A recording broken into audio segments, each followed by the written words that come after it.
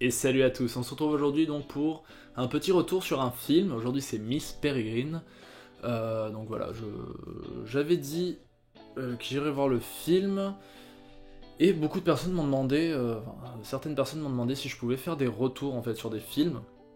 Donner mon avis sur des films. Alors c'était prévu. Il y a quelques mois on avait fait le retour sur Warcraft. Là je vais faire le retour du coup sur Miss Peregrine en sachant que j'ai vu d'autres films cet été, 2 films au total. Independence Day 2 et Suicide Squad. Du coup voilà, cela je parlerai pas d'eux, je pense pas avoir à revenir dessus, beaucoup de choses, beaucoup de gens ont déjà parlé de ces films. Mais c'est possible que je fasse des reviews sur des films enfin en tout cas des retours sur des films qui sont déjà sortis mais que je ne vois que maintenant ou autre. Je pense particulièrement à The Danish Girl, que je n'ai pas encore vu mais que je vois cette semaine normalement. Voilà, hein, là pour vous donner une idée, il est 17h, je viens de rentrer. Donc il faut que j'ai le temps de voir le truc et savoir de quoi je vais parler. Mais dans l'idée, normalement, ça sera un des films que je vais voir cette semaine. Et du coup, normalement, attendez-vous à que cette semaine, ils sortent un retour sur ce film. Du coup, aujourd'hui, oui, bien sûr, pas de Danish Girl, Miss Peregrine et les enfants particuliers, que je suis allé voir hier soir. Alors, on va parler d'abord un petit peu du synopsis. Ça parle de Jake. Alors, on commence. Alors, je vais essayer de pas spoil. Hein, sachez que je vais essayer de mettre un minimum de spoil. Normalement, j'ai prévu de pas trop spoil. Je sais à peu près de quoi je vais parler. À la mort du grand-père de Jake, il se rend compte en fait tout simplement que toutes les histoires que son grand-père lui avait racontées sur des monstres, etc., et des enfants particuliers, tout ce qui a été raconté, ces histoires sont réelles en fait, ne sont pas du tout fictives. Et il va, grâce à des indices qu'a semé son grand-père, trouver l'existence de ce monde un petit peu magique, où se trouve l'orphelinat donc de Miss Peregrine. Et il va rencontrer ces différents enfants, ces différents personnages qui ont eux-mêmes qui ont des particularités en fait. On avait vu, voilà, je vais essayer de rester. Je pense pas qu'en parlant de ce qu'on avait vu dans la bande-annonce, ça sera du spoil parce que je considère que vous l'avez vu. Il y a par exemple une qui est super légère, qui s'envole parce qu'elle ne pèsera, elle pèse comme de l'air et en fait son pouvoir c'est de pouvoir souffler de l'air en fait, les constituer d'air. Du coup, c'est pour ça qu'elle s'envole. Il y a par exemple une petite fille qui a la force de 10 hommes, où elle est super forte. Voilà, c'est pour vous donner une idée des particularités pardon, des enfants.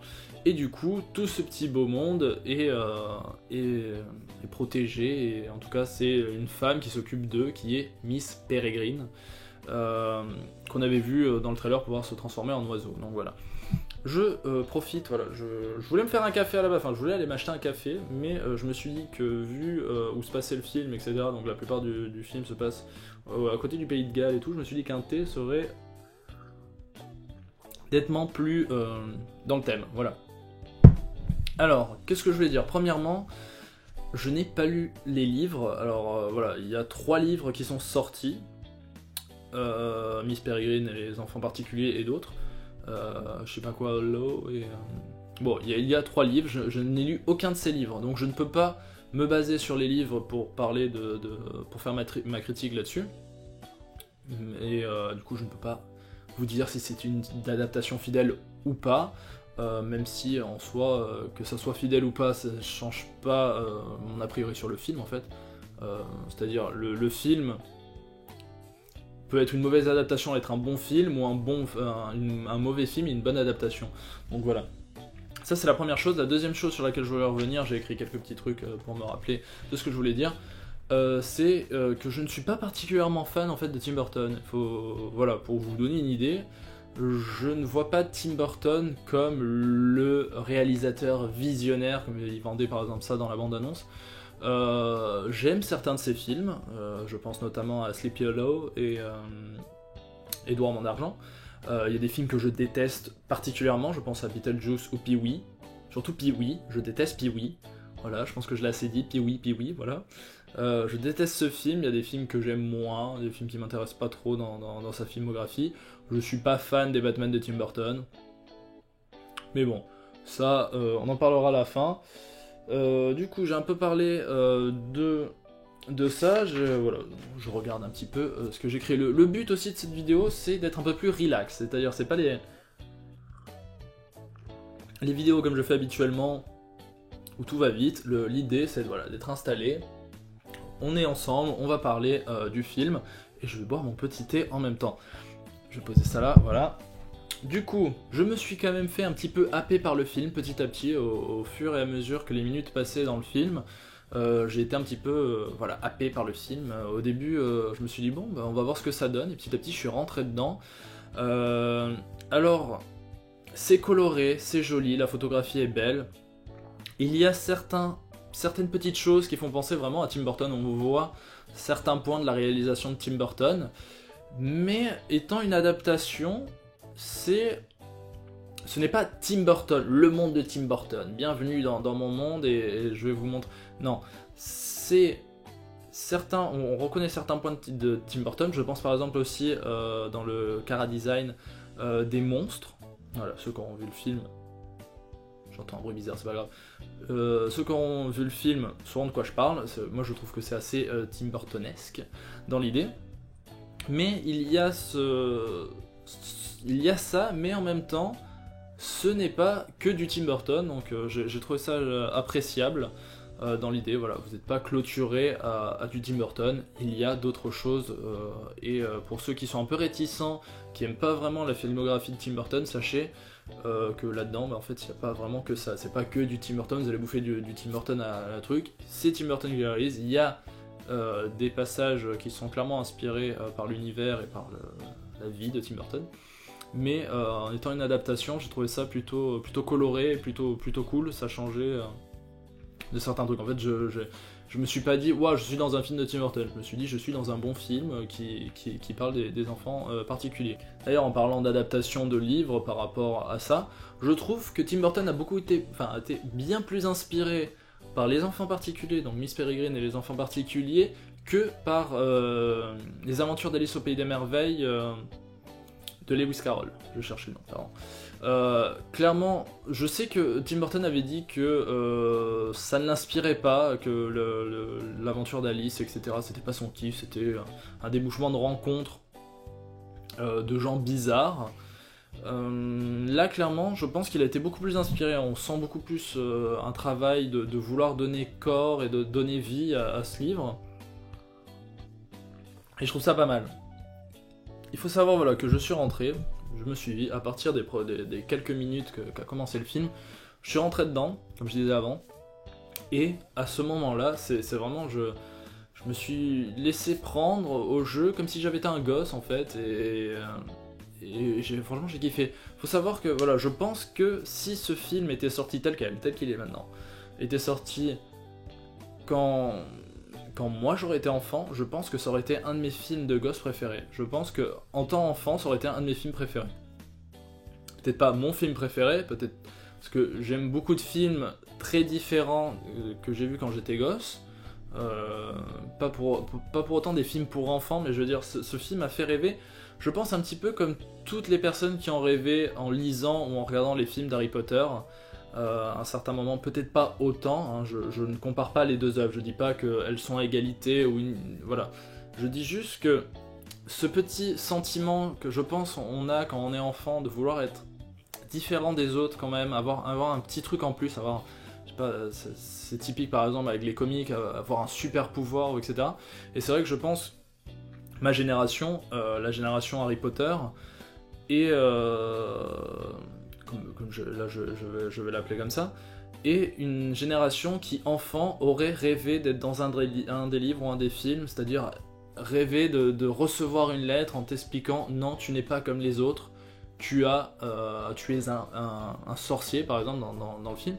Et voilà, tu pourras vivre des aventures, même si le monde d'Harry Potter n'est pas très sympathique, parce que quand vous voyez genre, ouais, vous avez envie d'être sorcier, mais est-ce que vous auriez vraiment envie d'être sorcier? D'un coup, on vous dit, au fait, sache que le plus grand méchant de tous les temps est là, et il veut te tuer. Voilà. Hein, c'est un peu ça quand même les films, mais c'est vrai que je pense que ça en a fait rêver plus d'un d'être un sorcier, d'avoir une baguette, de pouvoir lancer des sorts, et du coup ne pas être juste un enfant normal. Et c'est un peu ce que m'a fait vivre ce film. C'est vrai que j'aurais été gosse, j'aurais eu ce film, j'aurais aimé être un enfant particulier et avoir un espèce de pouvoir comme les autres. Il faut savoir qu'il voilà, y a des pouvoirs qui sont un peu tels quels, qui sont pas non plus très utiles. Ce n'est pas comme Harry Potter où le gars, en fait, avec sa magie, peut faire pratiquement n'importe quoi, il fait des choses de fou. Là, il y en a un, par exemple celle qui souffle de l'air et qui peut voler. En soi, c'est cool, c'est marrant, mais elle est obligée de porter des bottes de plomb tout le temps pour se promener. Elle doit s'attacher à la chaise quand elle va manger à table. Donc, il y a aussi des inconvénients.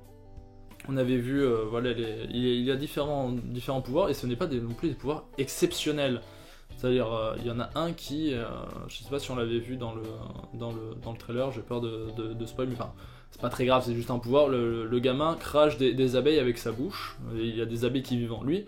Je veux dire, oui, à part, enfin, ça sert pas à grand chose en vrai comme pouvoir, mais je trouvais ça.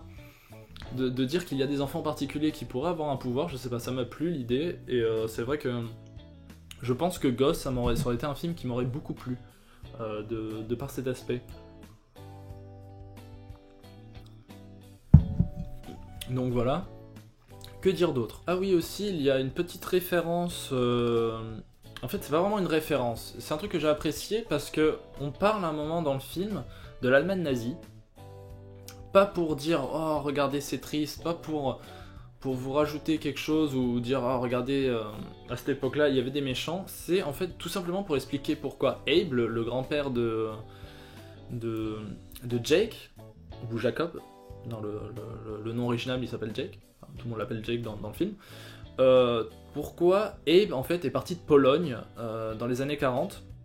Et en fait, c'est tout simplement parce qu'à cause du montée du nazisme, etc., de la menace nazie, étant juifs, ils ont décidé d'envoyer leur enfant dans l'école à côté du Pays de Galles, dans l'orphelinat de Miss Peregrine, en fait, tout simplement.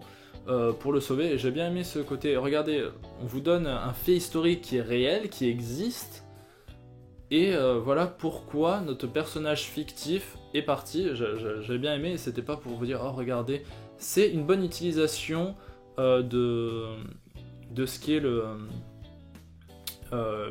l'utilisation du nazisme en général. C'est ni pour vous donner un point de vue, regarder ou vous apitoyer, non, c'est juste pour vous dire regardez, il y avait ça. Et pour cette raison-là, ils ont fui la Pologne, ils ont envoyé leur fils pour le protéger dans le truc, et j'avais trouvé ça plutôt intéressant. Ok, alors parlons un petit peu des acteurs maintenant. Premièrement, je trouve qu'ils jouent particulièrement bien, tous, dans la globalité, même les enfants, c'est pas évident de faire jouer des enfants, et c'est pas évident que ça rentre bien. Je pense que là, ils ont eu un bon casting, et il n'y a pas de grosses erreurs au niveau des enfants qui jouent. J'ai été bien plus attaché et trouvé le jeu d'acteur de ces enfants bien plus pertinent que ceux de Charlie et la chocolaterie par exemple. J'ai bien aimé, peut-être parce qu'ils sont aussi beaucoup moins détestables, ça doit sans doute aider. Samuel L. Jackson qui joue un méchant typique de film d'enfant, le méchant, je suis méchant mais un peu bête, je sais pas, non c'est... Il joue bien, c'est bien joué, tout ce que vous voulez, par contre ce n'est pas mémorable, ce n'est pas pour ça qu'on se rappellera de lui, mais il a quand même fait son boulot, j'ai pas trouvé ça mauvais. Eva Green, qui joue Miss Peregrine, qui est juste splendide, bon ça en soi ça aide, mais voilà, elle est juste splendide. J'ai bien aimé, j'aime son jeu, j'aime la façon qu'elle a d'être attentionnée, de vraiment vouloir protéger ses enfants, qui je pense devrait être je sais pas, ça devrait être comme ça en fait, une gérante d'orphelinat, etc. À l'inverse par exemple de Princesse Sarah, le dessin animé, pour ceux qui connaissent quand j'étais gosse, quand vous étiez enfant sans doute, vous avez déjà connu avec cette directrice autoritaire, horrible, qui lui en fait voir des vertes et des pas mûres. Là non, elle est douce, attentionnée, et j'ai bien aimé ça. C'est aussi une femme très intelligente, vous le verrez dans un moment du film, c'est très explicite. Elle est très droite, tout est millimétré, c'est-à-dire elle a Elle a un rapport au temps particulier, ça sera expliqué dans le film pourquoi, voilà, je vous dis pas pourquoi, je dis juste qu'elle a un rapport au temps particulier, avec tout doit être fait à l'heure, tu es en retard, tu es à l'heure précise, et j'aime bien parce que elle est comme ça, et il y a une explication aussi, alors ça j'avais trouvé ça plutôt cool, et du coup ça revient sur l'idée, vous aurez un moment explicite, où du fait qu'elle ait prévu l'heure exacte à laquelle ils arrivaient, montre son intelligence, parce qu'elle expliquera pourquoi, et c'est juste pas regardez, je suis une femme qui est là pour, je m'occupe des enfants, non, c'est aussi je suis très très intelligente, tout est carré chez moi, tout est fait, et le fait que tout soit carré, que tout soit à l'heure exacte, précise, comme tout doit être fait, c'est aussi une façon de se protéger, vous verrez ça dans le film, j'en dis pas plus. Mais en tout cas, j'ai trouvé ça très intéressant. Parlons à présent donc de l'acteur principal, Asa Butterfield, je crois, Butterfield, je crois, je m'en rappelle plus, Asa, en tout cas Asa, voilà, qui joue Jake, qui joue Jacob. J'ai trouvé bien dans le film, c'est clairement comme ça qu'il doit avoir un acteur enfant dans un truc, en sachant qu'il n'est pas enfant. Alors ça, c'est un truc, c'est l'idée que je me faisais du personnage.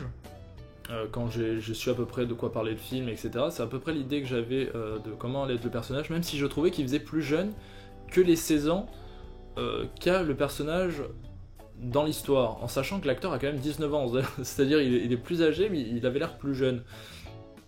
C'est peut-être parce qu'il a le visage très lisse ou quoi, mais non, je trouve qu'il joue très bien, il joue très bien l'enfant normal qu'il croit être, et finalement assume. Il n'est pas infaillible, ce n'est pas un héros infaillible, il n'est pas, comme il dit à un moment, il n'est pas comme son grand-père. Il voit vraiment son grand-père, il glorifie son grand-père qui est parti à la guerre, etc. Pas pour être parti à la guerre, mais comme un homme fort, un homme qui n'a pas peur, qui sait prendre ses responsabilités, et qui peu importe ce qui se passe, sera là et sera l'homme de la situation. Il a peur de ne pas être cette personne-là, pour lui il n'est pas comme son grand-père, mais il va être contraint à un moment ou un autre de le devenir, parce que Miss Peregrine lui demandera de veiller sur eux. Vous l'avez vu dans le trailer, c'est pour ça que je me permets de le dire.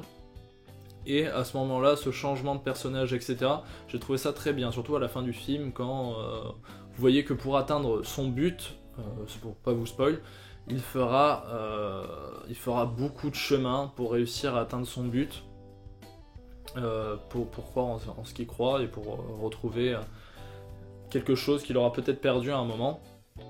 Donc voilà, j'essaie de pas vous spoil, mais en même temps j'essaie de vous aiguiller, donc j'ai vraiment apprécié ça. Petite anecdote, je trouve ça rigolo, parce qu'il faut savoir que voilà, Jake, dans le film, vient de Floride, aux États-Unis, et il va, à un certain moment, dans le film, quand il sera sur l'île, à côté du pays de Galles, où il y a l'orphelinat de Miss Peregrine, ils vont à un moment lui dire, certaines personnes de l'île vont le reprendre sur le fait qu'il a un accent américain horrible, il a un accent américain, oh, c'est un méchant, etc. Ce qui est drôle, là où l'anecdote est marrante, c'est qu'il faut savoir qu'il est né au Royaume-Uni. Donc il est né dans une partie de Londres, et qu'en fait ce n'est pas un acteur américain mais un acteur anglais. Du coup c'est ça m'a fait un peu rire, le côté regardez, il a un accent américain à couper au couteau, et en fait genre l'acteur est quand même anglais, donc ça m'a fait un petit peu rigoler. C'était la petite anecdote, voilà. Alors par contre, me faites pas dire ce que j'ai pas dit. J'ai dit que j'ai aimé le film, mais je dis pas qu'il est parfait. Alors là où ce que je veux dire qu'il n'est pas parfait, il traîne un petit peu en longueur. À certains moments, j'étais dans la salle et je me suis demandé combien de temps il allait rester. Il y a des moments où ça ralentit un petit peu au niveau du truc, c'est assez linéaire, mais il y a des passages où ça ralentit un petit peu, et je me suis dit, est-ce qu'il reste encore beaucoup de temps ou pas ? Après, de suite après, peut-être que 2 minutes après, il y avait un truc qui me faisait re-rentrer vraiment dans le film et me dire, et oublier totalement le temps qui passait, mais il y a eu 2-3 petits moments comme ça où je me suis dit, est-ce que le film est encore long ou pas ? Donc ça, c'est la première chose. Et il y a une scène que j'ai pas vraiment aimée en fait dans le film. Et là, je pense qu'elle est vraiment du fait de Tim Burton. C'est la scène que je vais appeler, pour pas trop vous spoil, la bataille de... pas la feria, comment on dit en français, de la fête foraine, merci. La bataille de la fête foraine, voilà. Donc, qu'est-ce que c'est? C'est un moment dans le film, il va avoir une bataille dans une fête foraine, et j'ai trouvé ça très très bizarre, ça m'a fait assez sortir, en fait ça m'a fait sortir du film pendant un moment, et je pense que c'est du fait de Tim Burton, parce que ça ressemble beaucoup à ce qu'aime faire Tim Burton. Après, je sais pas. Après, ce n'est pas horrible, ça dure pas non plus une éternité dans le film, mais c'est un passage où là, pour le coup, j'étais plus à fond, j'étais plus dedans, et il y a eu ce petit passage, peut-être que moi je l'ai pas aimé, que beaucoup de gens vont adorer ce passage et tout, mais je trouve que, je sais pas, c'est un passage qui m'a fait sortir du film, vous verrez quand vous verrez le film, ou vous l'avez vu si vous avez vu le film, c'est en tout cas moi un passage que je n'ai pas trop apprécié, et qui m'a fait un petit peu sortir du film, et me demander... Waouh, ça partait un petit peu trop en cacahuète pour moi dans l'idée par rapport au sérieux du film d'avant. Et j'étais là en mode d'accord, bon, bah, voilà, ça c'est fait. Et hop, ça passe, c'est fini. Et après on repasse sur le récit que j'appréciais. Mais c'est vrai que voilà, il traîne un petit peu en longueur à certains moments, et cette scène-là qui moi personnellement ne m'a pas plu. Après, voilà, le film n'est pas mauvais du tout, il est même plutôt bon. Les méchants, voilà, si on pouvait faire une dernière reproche, c'est un peu les méchants qui sont typiques méchants Disney, quoi. Donc voilà, nous sommes méchants, mais voilà, nous sommes des méchants. Pas aussi mauvais que les méchants de Nicky Larson, mais ce n'est pas des méchants sensationnels. Clairement, comparé à certains films Disney plus sérieux ou autres, qui ont pu être faits, qui eux aussi reprennent un peu des méchants comme ça, là c'était, par exemple, des méchants, mais ils sont pas non plus horribles, ils sont un peu bêtes sur les bords, donc voilà. Ce que j'appelle typiquement un méchant Disney, c'est le méchant qui doit être méchant, voilà. Il n'est pas méchant parce qu'il s'est passé quelque chose, il est méchant parce que ça sert à un propos. Enfin, ça aide le film, parce que sinon il n'y aurait pas de méchant. C'est peut-être comme ça dans le livre, je ne sais pas, mais par exemple Samuel L. Jackson ou les 2-3 autres qu'on voit aussi, qui aussi sont méchants, m'ont pas... J'ai pas été là en... Oh mon dieu, ces méchants-là, mais voilà, le film est quand même bien. Alors, est-ce que je vous conseille d'aller le voir? Bien sûr. Je savais pas trop. Il faut savoir, voilà, comme je l'ai dit, je suis pas fan de Tim Burton, je ne vais pas voir ces films parce que j'adore Tim Burton, même si depuis quelques années il se cherchait un petit peu, il avait perdu pas mal ses fans. Et là pour le coup, moi je trouve qu'il va peut-être grâce à ce film récupérer les fans qu'il avait perdus. Je suis pas fan de son travail, mais là il faut avouer que le film a ce qu'il faut, il a ce qu'il faut. Je vous conseille vraiment d'aller le voir, même au cinéma. Vous allez, je pense, passer un bon moment, ça dure 2 heures par là. 2 heures et 7 minutes, je crois, si je me rappelle bien. Vous allez passer 2 heures... Allez, vous allez passer 1h50 à fond dans le film, et peut-être 10 ou 15 minutes où peut-être vous allez sortir, si comme moi, il y a certains passages où ça traîne un petit peu, que d'un coup ça redescend un petit peu trop pour te garder en haleine. Et moi, c'est le passage, voilà, de la bataille, de la feria, ou de... Ah, je me rappelle plus maintenant. Ah, j'ai du mot des fois avec certains... J'ai des problèmes avec certains mots. Fête foraine, voilà. Mais voilà, c'est clairement un film que je vous conseille. Moi, j'ai vraiment aimé. Je ne m'y attendais pas, je n'avais pas d'énormes exigences sur le film. Je ne suis pas parti en me disant de toute façon j'aime pas trop Tim Burton, le film va être nul. Non, je suis allé en mode ça a l'air cool quand même, il faut que j'aille voir le film. Pas vraiment d'a priori ni rien, mais au final je suis très content que Tim Burton ait fait ce film, parce que le film est vraiment cool. C'est un peu ce que je vous ai dit. Voilà, si ce film était sorti quand moi j'étais gosse, je pense que ça aurait été un film que j'aurais adoré enfant, que j'aurais regardé pas mal de fois, et qui m'aurait fait, peut-être pas comme Harry Potter, parce que c'est une grande saga cinématographique, mais voilà, c'est pour vous donner l'idée. Vous, en bas, dans les commentaires, n'hésitez pas à me dire ce que vous avez pensé du film, de la vidéo, etc. Me donner votre avis, si vous l'avez vu, n'hésitez pas à donner votre avis. Moi en tout cas j'espère que cette vidéo vous aura plu, je vous dis à très bientôt pour une prochaine vidéo, j'espère que ces retours un peu plus canapé, tranquille, avec la petite boisson vous plaisent, n'hésitez pas aussi, surtout à le mettre en commentaire si vous en voulez d'autres, et normalement de toute façon cette semaine sortira un retour sur The Danish Girl, donc normalement voilà c'est tout ce que j'avais à dire.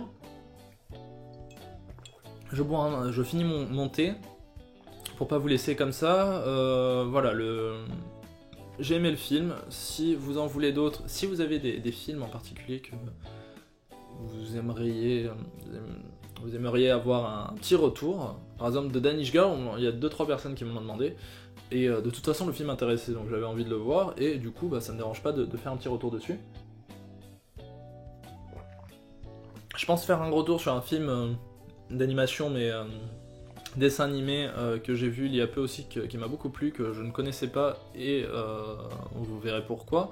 Je pense peut-être le faire, et s'il y a d'autres films, de toute façon les films qui vont sortir, j'attends énormément Inferno, le 3ème de la série Da Vinci Code, avec Tom Hanks, et puis voilà, tout simplement. Et peut-être revenir sur des films dont on avait fait des trailers action, pour vous donner un petit peu mes retours là-dessus. J'espère en tout cas que cette vidéo vous aura plu, je vous dis à très bientôt pour une prochaine vidéo, et à la prochaine. Allez, ciao ciao.